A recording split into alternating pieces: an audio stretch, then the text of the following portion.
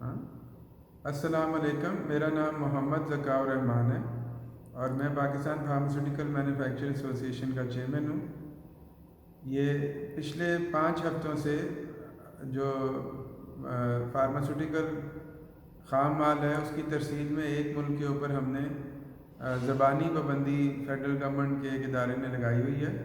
اس کی وجہ سے خام مال جو ہے وہ مختلف پورٹوں کے اوپر اور جگہوں کے اوپر رکا ہوا ہے۔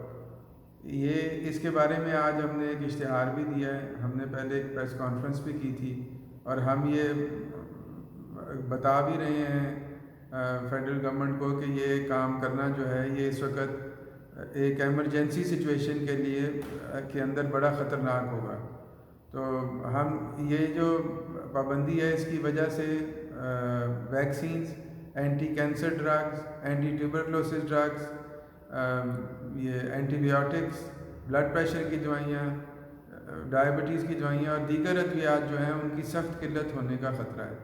ہم پھر درخواست کرتے ہیں حکومت پاکستان کو کہ وہ اس وقت اس ترسیل کے اندر کوئی رکاوٹ نہ ڈالیں، اور اگر یہ رکاوٹ ڈالیں گے تو یہ جو قلت ہوگی اس کی ذمہ واری حکومت پاکستان کے اوپر ہوگی۔